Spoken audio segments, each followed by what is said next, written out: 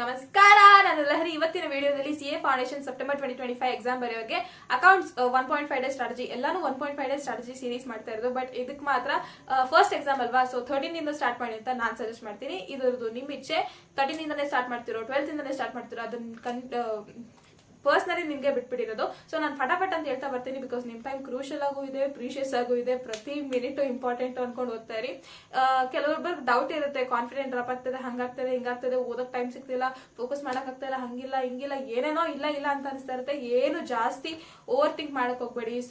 Stress ಎಲ್ಲ ನೀವೇ control ಮಾಡ್ಕೋಬೇಕು. ಮೆಡಿಟೇಟ್ ಮಾಡಿ 3 ಸಲ ಹಿಡಿದೀನಿ ಸಾಕು. The more you over think, negative thoughts ಹಂಗೆ ಎಲ್ಲ ತಲೆ ತುಂಬ್ಕೊಂಡ್ಬಿಡುತ್ತೆ. ಚೆನ್ನಾಗಿ ಪ್ರಿಪೇರ್ ಆಗ್ತಾ ಇರಿ. ಫುಲ್ ಡೈಲಿ ದಿನ ಓದ್ತಾನೆ ಇರಿ. ಫುಲ್ ಬೆಳಗ್ಗೆಯಿಂದ ರಾತ್ರಿ ನಿದ್ದೆ ಮಾಡೋವರೆಗೂ ಓದ್ತಾನೆ ಇರ್ಬೇಕು. ಕನ್ಸಲ್ ಬಂದ್ರು ಪರವಾಗಿಲ್ಲ ಸರ್, ನಾ ಕನ್ಸಲ್ಲಿ ಓದದೆ ರಿಲೇಟಿವ್ ಥಾಟ್ಸ್ ಬಂದ್ರು ಪರವಾಗಿಲ್ಲ, ಬಟ್ ಓದ್ತಾನೆ ಇರಿ. ಫಟಾಫಟ್ ಅಂತ ಹೇಳ್ತೀನಿ. ಸೊ 13 ದಿನ ನಾನು ಇದನ್ನ ಜನರಲ್ ಆಗಿ ಹೇಳ್ತಾ ಇರೋದು, ಜನರಲ್ ಆಗಿ 1.5 ಡೇ ಸ್ಟ್ರಾಟಜಿ ಹೇಳ್ತಾ ಇರೋದು. ನೀವು ಇದನ್ನ ಆಲ್ಟರ್ ಖಂಡಿತವಾಗೂ ಮಾಡ್ಕೋಬಹುದು. ನಿಮ್ ರಿವಿಷನ್ ಹೇಗಿದೆ, ನಿಮ್ ಸಿಲೆಬಸ್ ಯಾವ ತರ ಕವರ್ ಮಾಡ್ಕೊಂಡಿದ್ದೀರಾ ಅಂತ. ಫಸ್ಟ್ 13th ಚಿಕ್ಕ topics: BRS, bill of exchange, rectification of errors, companies account general entry actually easy. ಜಾಸ್ತಿ ರಿಡಂಪ್ಷನ್ ಆಫ್ ಡಿಬೆಂಚರ್ ಅದ್ ಮಾತ್ರ ಸ್ವಲ್ಪ ತಲೆ ಕೆಡೋ ತರ ಇರುತ್ತೆ. ಬಟ್ ಸ್ಟಿಲ್ ಇದೆಲ್ಲ ಟಾಪಿಕ್ಸ್ ಫಸ್ಟ್ ಡೇ ಮುಗಿಸ್ಕೊಂಡ್ಬಿಟ್ರೆ ಬೆಸ್ಟ್ ಅನ್ಸುತ್ತೆ ನನಗೆ. 14th next day final accounts, incomplete records, NPO, inventory, ಇದಿಷ್ಟು ಮಾಡ್ಕೊಂಡ್ರೆ ಒಳ್ಳೇದು. ಯಾಕಂದ್ರೆ ಚಿಕ್ಕ ಟಾಪಿಕ್ಸ್ ಎಲ್ಲ ಫಸ್ಟ್ ಕವರ್ ಮಾಡ್ಕೊಂಡ್ಬಿಟ್ರೆ ಇಂಪಾರ್ಟೆಂಟ್ ಇರೋ ಟಾಪಿಕ್ ನ ಎಕ್ಸಾಮ್ ಹಿಂದಿನ ದಿನ ಇಟ್ಕೊಂಡ್ರೆ ಚೆನ್ನಾಗಿರುತ್ತೆ. ಸೆಪ್ಟೆಂಬರ್ 15th ಡಿಪ್ರಿಸಿಯೇಷನ್ ಮತ್ತೆ ಪಾರ್ಟ್ನರ್ಶಿಪ್ ಚೆನ್ನಾಗಿ ರುದ್ದು ಬಿಡ್ಬೇಕು, ಗೊತ್ತಾ ಏನಂತ, ಹರಿದು ಕುಡಿಯೋ ತರ ಪರ್ಫೆಕ್ಟ್ ಆಗ್ಬಿಡ್ಬೇಕು. ಸೊ ನಾನು ಹೇಳಿದ್ನಲ್ಲ, 13th bill of exchange, BRS, rectification of errors, companies account, ಇದೆಲ್ಲ ಪ್ರಿಪೇರ್ ಆಗಿರ್ತೀರ ತಾನೆ. ನೆಕ್ಸ್ಟ್ ಡೇ ನಾನು ಎಕ್ಸಾಮ್ಗೆ ಹೋಗೋಕ್ಕೂ ಮುಂಚೆ ಇನ್ನೊಂದು 4-5 ಸಮ್ ಪ್ರತಿ ಟಾಪಿಕ್ ಅದು ಮಾಡ್ಬೇಕು. ಆ ತರ ಇಟ್ಕೋಬಾರ್ದು. ಒಂದೇ ಶಾರ್ಟ್ ಅಲ್ಲಿ ಲಾಸ್ಟ್ 13th ಇದಿಷ್ಟು ಟಾಪಿಕ್ಸ್ ಬರ್ದಿ ಸಾಲ್ವ್ ಮಾಡೋದು ಇದೆ ಲಾಸ್ಟ್ ಅನ್ನ ರೇಂಜ್ ಪರ್ಫೆಕ್ಟ್ ಆಗ್ಬಿಡ್ಬೇಕು ಸರಿನಾ. 14th ಹೇಳ್ದೆ ತಾನೆ, ನಾನು ಮತ್ತೆ ರಿಪೀಟ್ ಮಾಡ್ಬಿಡ್ತೀನಿ. Final account, incomplete records, NPO, inventory, ಇದಿಷ್ಟು ಒಂದ್ಸಲ ಫುಲ್ ಎಲ್ಲ ನೀವು ಯಾವ ಸಮ್ ಮಾರ್ಕ್ ಮಾಡ್ಕೊಂಡಿರ್ತಾ ಇಂಪಾರ್ಟೆಂಟ್ ಅದು ಇದು ಅಂತ ಎಲ್ಲ ಪರ್ಫೆಕ್ಟ್. ಲಾಸ್ಟ್ 14th ಇಷ್ಟು ಟಾಪಿಕ್ಸ್ ಅಷ್ಟೇ. ಇನ್ನೊಂದು ಯಾವ್ದಾದ್ರು 1-2 ಸಮ್ ನೀವು ಮುಂದಕ್ಕೆ ಪೋಸ್ಟ್ಪೋನ್ ಮಾಡ್ಕೋಬಹುದು, ಬಟ್ ಮೋಸ್ಟ್ ಪ್ರಾಬಬ್ಲಿ ಒಂದೇ ಶಾರ್ಟ್ ಅಲ್ಲಿ ಕಂಪ್ಲೀಟ್ ಮಾಡ್ಕೊಳಕ್ ಟ್ರೈ ಮಾಡಿ. Next 15th depreciation, partnership account, full partnership, death, retirement, admission, dissolution ಎಲ್ಲಾನು. ಡಿಸಲ್ಯೂಷನ್ ಅಲ್ಲಿ joint life, in case dissolution ಬಂತು ಅಂದ್ರೆ ಜಾಯಿಂಟ್ ಲೈಫ್ ಪಾಲಿಸಿದು ಒಂದು ಸಣ್ಣ ಟಾಪಿಕ್ ಎಲ್ಲ ಒಂದು ಅಡ್ಜಸ್ಟ್ಮೆಂಟ್ ತೋರಿಸ್ಬಿಡ್ತಾರೆ, ನೀವು ಅದನ್ನು ಸೇರಿ ಕಲ್ತ್ಕೋಬೇಕು.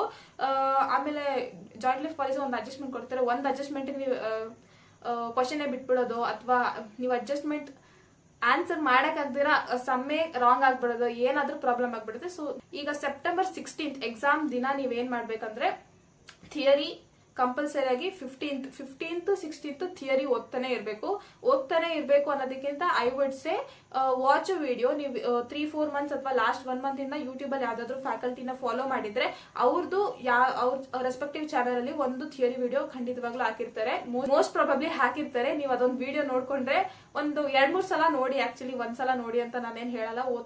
ಓದ್ತಾ ಇರೋದಕ್ಕಿಂತ ಕೇಳ್ತಾ ಇರೋದು ಸ್ವಲ್ಪ ಎಫೆಕ್ಟಿವ್ ಅಂತ ನನ್ಗನ್ಸುತ್ತೆ. ಅಂಡ್ ಎಫಿಷಿಯನ್ಸಿ ಸ್ವಲ್ಪ ಮೇಂಟೈನ್ ಮಾಡ್ಬೇಕು. ಏನಂದ್ರೆ ಎಫಿಷಿಯನ್ಸಿ, ಕಡಿಮೆ ಟೈಮಲ್ಲಿ ಜಾಸ್ತಿ ಕೆಲಸ ತೆಗೆಯೋದು, ದಟ್ಸ್ ಕಾಲ್ಡ್ ಎಫಿಷಿಯನ್ಸಿ. ನೀವು ಎಫಿಷಿಯಂಟ್ ಆಗಿ ಹೆಂಗ್ ಓದ್ಬೇಕಂದ್ರೆ, ಫೋಕಸ್ಡ್ ಆಗಿ ಓದೋದು. ನೀವು ಒಂದ್ ಟಾಪಿಕ್ ನ ಫೋಕಸ್ಡ್ ಆಗಿ ಓದ್ರೆ 1 hour ಅಲ್ಲಿ ಓದ್ಬಿಡ್ಬೋದು, that is efficient. In case ನೀವು ಫೋಕಸ್ ಇಲ್ಲ, ಏನೋ ಯೋಚನೆ ಮಾಡ್ತಿದ್ರ, ಓವರ್ ಥಿಂಕ್ ಮಾಡ್ತಿದ್ರ, the more you over think the more negative thoughts crawl your brain, mind ಎಲ್ಲ.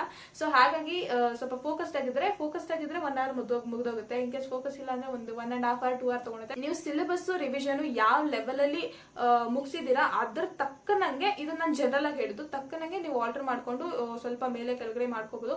ಇನ್ ಕೇಸ್ ಯಾವ್ದಾದ್ರು ಟಾಪಿಕ್ ಬರಲ್ಲ ಅಂದ್ರೆ ತಲೆನೇ ಕೆಡ್ಸ್ಕೊಂಡು ಹೋಗ್ಬೇಡಿ. ನೋ ನ್ಯೂ ಟಾಪಿಕ್ಸ್, ಹೊಸ ಟಾಪಿಕ್ಸ್ ಯಾವ್ದು ಓದಕ್ ಹೋಗ್ಬೇಡಿ. 4-5 ಮಂತ್ಸ್ ಅಲ್ಲೇ ಆಗ್ದಿದ್ದು 1 or 2 days ಅಲ್ಲಿ ಹೆಂಗಾಗುತ್ತೆ ಅಂತ. ನೀವು ಓದಿದೀರಾ, ಸ್ವಲ್ಪ ರಿವಿಷನ್ ಬೇಕು ಅನ್ನೋದನ್ನ ಮಾಡ್ಕೊಳ್ಳಿ ಖಂಡಿತವಾಗ್ಲೂ.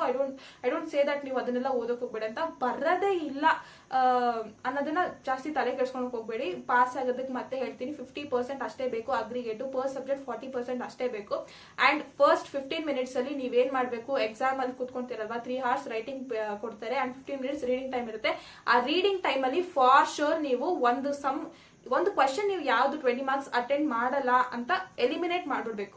15 ಮಿನಿಟ್ಸ್ ಅಲ್ಲಿ ಓನ್ಲಿ ಜಾಬ್ ನಾನು ಹೇಳೋದಂದ್ರೆ ಒಂದ್ ಸಮ್ ನೀವು ಯಾವ 20 ಮಾರ್ಕ್ಸ್ ಫಸ್ಟ್ ಕ್ವಶನ್ ಕಂಪಲ್ಸರಿ ಇರುತ್ತೆ, ನಿಮ್ಗೆಲ್ಲ ಗೊತ್ತಿರುತ್ತೆ. ನೆಕ್ಸ್ಟ್ ಉಳಿದಿದ್ದು ಕ್ವಶನ್ ಅಲ್ಲಿ ಒಂದ್ ಸಮ್ ನೀವು ಎಲಿಮಿನೇಟ್ ಮಾಡ್ಕೊಂಡ್ಬಿಟ್ರೆ ಮಿಕ್ಕಿ 3 hours ಅಲ್ಲಿ ನಿಮ್ಗೆ ಯೋಚನೆ ಇರಲ್ಲ ಯಾವ್ದು ಕಷ್ಟ ಆಗುತ್ತೆ ಯಾವ್ದು ಈಸಿ ಆಗುತ್ತೆ. ಫುಲ್ ಪೇಪರ್ ಓದ್ಕೋಬೇಡಿ. ನನ್ಗೆ ಭಯ ಆಗ್ಬಿಡುತ್ತೆ ಎಲ್ಲಾ ಕ್ವಶನ್ ಒತ್ತಿಗೆ ನೋಡಿದ್ರೆ ನಾನು ಒಂದ್ ಕಡೆಯಿಂದ ಮಾಡ್ಕೊಂಡ್ಬಿಡ್ತೀನಿ ಅಂತ ಸ್ಕೂಲಲ್ಲಿ ಕಾಲೇಜಲ್ಲಿ ಆಡ್ದಂಗೆಲ್ಲ ಆಡೋಕ್ ಹೋಗ್ಬೇಡಿ. ಫುಲ್ ಪೇಪರ್ 15 ಮಿನಿಟ್ಸ್ ಅಲ್ಲೇ ಓದ್ಬಿಟ್ಟು ನಿಮ್ ಮೈಂಡ್ ಪ್ರಿಪೇರ್ ಆಗ್ಬೇಕು. ಓಕೆ ಈ ಕ್ವಶನ್ ಇದೆ ಹಿಂಗಿದೆ ಅಂತ. ಐ ಹೋಪ್ ನಿಮ್ಗೆ ಇದೇ ಲಾಸ್ಟ್ ಅಟೆಂಪ್ಟ್ ಆಗ್ಬೇಕು ಅಂತ ನಾನು ಪ್ರೇ ಮಾಡ್ತೀನಿ. ನಿಮ್ದೆಲ್ಲದು ಇದೇ ಲಾಸ್ಟ್ ಅಟೆಂಪ್ಟ್ ಆಗ್ಬೇಕು ಅಂತ.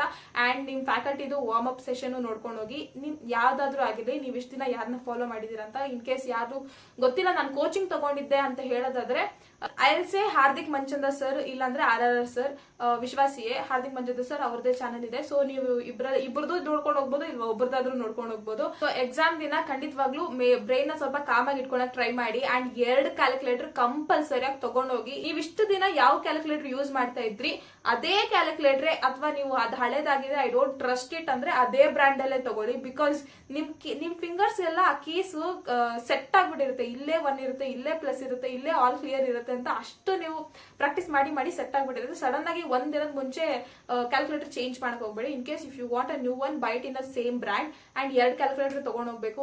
ಎಕ್ಸಾಮ್ ಹಾಲ್ ಅಲ್ಲಿ ಏನಾಗುತ್ತೆ ಹೇಳಕ್ಕಾಗಲ್ಲ ಕ್ಯಾಲ್ಕುಲೇಟರ್ಗೆ, ಐ ಡೋಂಟ್ ಟ್ರಸ್ಟ್. ಸೊ ನಾನು 2 ತಗೊಂಡ್ ಹೋಗಿದ್ದೆ. ಐ ರೆಕಮೆಂಡ್ ನೀವು 2 ತಗೊಂಡ್ ಹೋಗಿ ಅಂತ. ಎಕ್ಸಾಮ್ ದಿನ ಥಿಯರಿ ನೀವು ಇಂಪಾರ್ಟೆಂಟ್ ಅಡ್ಜಸ್ಟ್ಮೆಂಟ್, ಇಂಪಾರ್ಟೆಂಟ್ ಕ್ವಶನ್ಸ್ ಅಥವಾ ಫಾರ್ಮ್ಯಾಟ್ಸ್, ಫಾರ್ಮುಲಾ ಯಾವ್ದು ಮಾರ್ಕ್ ಮಾಡಿ ಇಟ್ಕೊಂಡಿದ್ದೀರಾ ಇದೆಲ್ಲಾನು ರಿವೈಸ್ ಮಾಡ್ತಾ ಇರಿ. All the very best. Let this be your last attempt for foundation. Thanks for watching this video. Bye. Happy studying.